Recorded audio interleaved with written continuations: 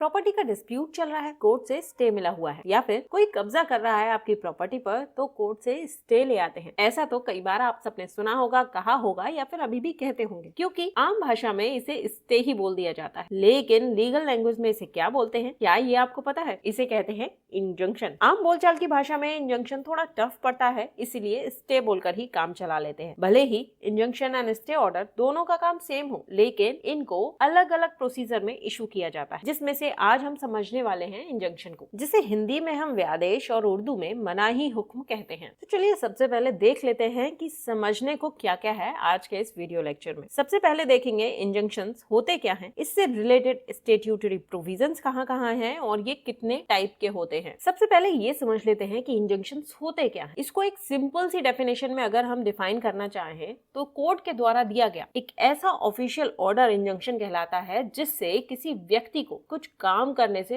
रोक दिया जाता है। ये एकदम सिंपल भाषा में इसकी परिभाषा हमने आपको समझा दी। अब कोर्ट द्वारा दी गई डेफिनेशन को देख लेते हैं, जिसे यूनियन ऑफ इंडिया वर्सेस अमृत सिंह के मामले में पंजाब और हरियाणा हाईकोर्ट ने दिया था। इसमें कोर्ट ने इंजंक्शन को एक जुडिशियल प्रोसेस के तौर पर डिफाइन किया, जिसके जरिए किसी एक व्यक्ति को गलत काम शुरू करने से या जारी रखने से रोका जाता है, जो किसी दूसरे व्यक्ति के किसी लीगल या फिर इक्विटेबल राइट में घुसपैठ करने के लिए या फिर कहीं कब्जाने के लिए कोशिश कर रहा है या कुछ ऐसा कर चुका है। इस डेफिनेशन को एक एग्जाम्पल के जरिए थोड़ा और क्लियर कर लेते हैं। मान लीजिए कि कोई व्यक्ति ए है जो किसी जमीन पर लीगल राइट्स रखता है, जमीन उसकी अपनी है, लेकिन दूसरा पर्सन मान लीजिए बी ए को ऐसी जमीन के राइट्स को लेकर धमकाता है या कुछ गलत कर चुका है, जैसे कि मान लीजिए बी ए की जमीन पर दीवार बनाने लग गया। तो ऐसे केस में ए के कहने पर कोर्ट इंजंक्शन इशू करके बी को दीवार बनाने से रोक सकता है। अब मोटे तौर पर हम ये तो समझ गए कि इंजंक्शन का काम क्या है, पर साथ ही हमें ये भी समझना जरूरी है कि इसका मेन पर्पस क्या है। तो इंजंक्शन का प्रिंसिपल फंक्शन जो होता है वो होता है किसी पार्टी को प्रिवेंटिव रिलीफ देना। किस चीज के अगेंस्ट? इर्रेमेडिएबल मिसचीफ के अगेंस्ट, यानी कि एक ऐसे नुकसान के अगेंस्ट जिसको आसानी से पूरा नहीं किया जा सकता। इसको हम बोलते हैं इर्रेमेडिएबल मिसचीफ, अपूर्णीय क्षति। यानी कि जहां कोर्ट को लगता है कि दूसरी पार्टी के किसी काम से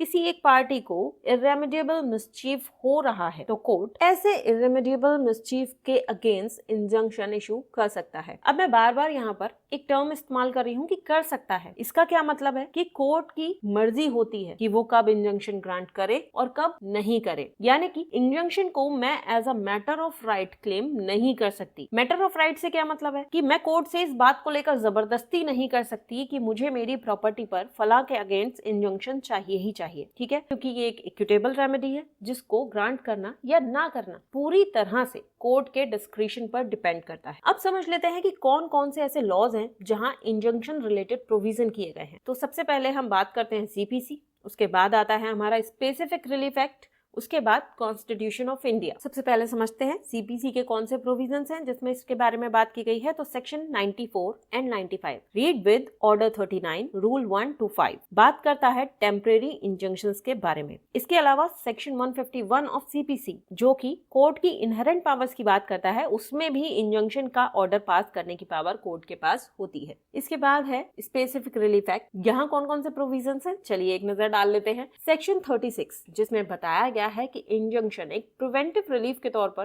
कोर्ट के डिस्क्रिशन पर ग्रांट किया जाता है और दो तरह का होता है, temporary injunction and perpetual injunction. Section 37 इसमें टेम्परेरी एंड परपेचुअल इंजंक्शंस की डेफिनेशंस बताई गई हैं। सेक्शन 38 परपेचुअल इंजंक्शन कब ग्रांट किया जाएगा उसके बारे में बात करता है। वही सेक्शन 39 में मैंडेटरी इंजंक्शंस दिए जाने की कोर्ट की डिस्क्रिशनरी पावर की बात की गई है।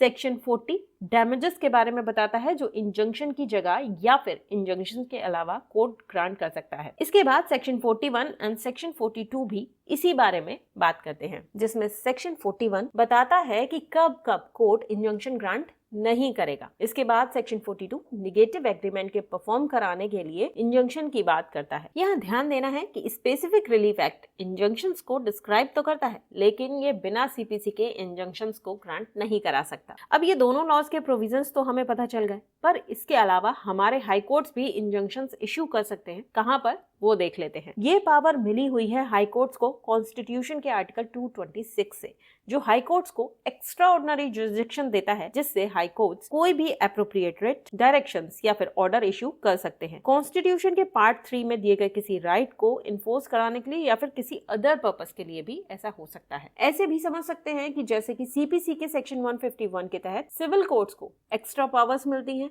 ठीक उसी तरह कॉन्स्टिट्यूशन का आर्टिकल 226 हाई कोर्ट्स को भी एक्स्ट्रा पावर दे देता है, और ये पावर्स सीपीसी के सेक्शन 151 के कंपैरिजन में काफी ज्यादा होती हैं। चलिए अब समझ लेते हैं कि इंजंक्शन होता कितने टाइप का है। वैसे तो मैं पहले बता चुकी हूँ कि जनरली 2 ही टाइप का इंजंक्शन होता है, टेम्परेरी इंजंक्शन जिसे हम अस्थायी व्यादेश बोलते हैं, और दूसरा परपेचुअल इंजंक्शन जिसे हम शाश्वत व्यादेश बोलते हैं। क्या होते हैं इनको भी समझ लेते हैं। टेम्परेरी इंजंक्शन, सबसे पहली बात, ये रेगुलेट किससे होते हैं? तो सीपीसी से, यानी कि कोड ऑफ सिविल प्रोसीजर 1908 से इन्हें रेगुलेट किया जाता है। दूसरी बात, टेम्परेरी इंजंक्शन को सूट के किसी भी स्टेज पर ग्रांट किया जा सकता है, यानी कि किसी भी स्टेज से मतलब है कि ड्यूरिंग ट्रायल कभी भी। अब देखिए, टेम्परेरी इंजंक्शंस की खासियत ये है कि वो स्पेसिफाइड टाइम के लिए ही ग्रांट किए जाते हैं या फिर कोर्ट के फर्दर ऑर्डर तक के लिए ग्रांट किए जाते हैं। दैट्स व्हाई इन्हें हम टेम्परेरी कहते हैं, क्योंकि ये थोड़े समय तक ही किसी काम को रोकने के लिए ग्रांट किए जाते हैं। इसको डिफाइन भले ही एसआरए अंडर सेक्शन 37 सबसेक्शन 1 किया गया हो, लेकिन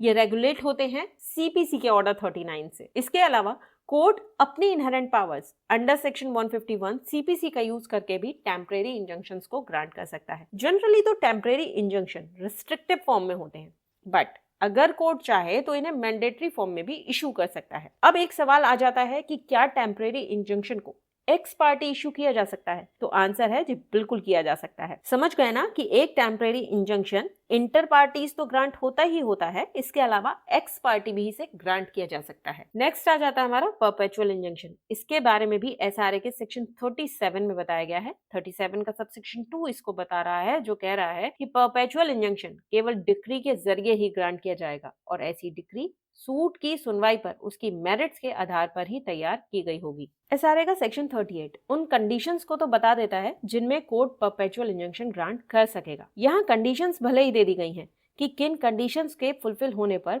परपेचुअल इंजंक्शन मिल जाएगा, लेकिन यहाँ कोर्ट बाउंड नहीं है कि कंडीशंस पूरी हो गई तो आपको परपेचुअल इंजंक्शन ग्रांट करे ही, क्योंकि यहाँ कोर्ट के पास डिस्क्रिशनरी पावर है। अगर कोर्ट आपकी कंडीशन से पूरी तरह सेटिस्फाई नहीं है और सूट को मेरिट पर सुनने के बाद ये पाता है कि परपेचुअल इंजंक्शन के बिना काम चल जाएगा, तो कोर्ट इसे ग्रांट नहीं करेगा। मतलब कि ये कंप्लीटली डिस्क्रिशनरी पावर है। देखिए, परपेचुअल से ये मतलब बिल्कुल भी नहीं है कि ये हमेशा के लिए बना रहेगा, यानी कि अगर कोर्ट ने किसी पर्टिकुलर प्रॉपर्टी पर परपेचुअल इंजंक्शन ग्रांट कर दिया तो उसका ये मतलब नहीं होगा कि उस प्रॉपर्टी के लिए ऐसा परपेचुअल इंजंक्शन लाइफ लॉन्ग बना रहेगा। जैसे मान लीजिए ये ए की प्रॉपर्टी है और ये बी की। ए की प्रॉपर्टी पर बी के अगेंस्ट ए को परपेचुअल इंजंक्शन ग्रांट हो जाता है। कुछ टाइम बाद ए अपनी प्रॉपर्टी सी को बेच देता है, तो सी एंड बी के लिए ए को मिला इंजंक्शन कोई मायने नहीं रखेगा। जब तक प्रॉपर्टी ए की थी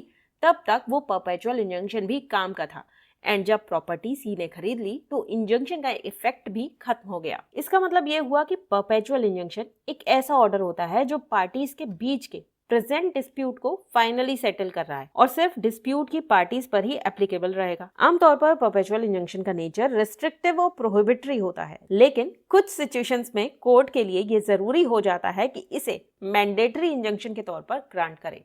तो आई होप आज आपको मोटे तौर पर ये समझ आया होगा कि इंजंक्शंस क्या होते हैं। इसको और डिटेल में समझने के लिए बने रहिए लीगल ग्रेविटी के साथ। तब तक like, share and subscribe to Legal Gravity. And आपको आज का वीडियो कैसा लगा कमेंट में अपना फीडबैक देना बिल्कुल ना भूलें। जल्द मिलते हैं अगले वीडियो के साथ, तब तक के लिए नमस्कार।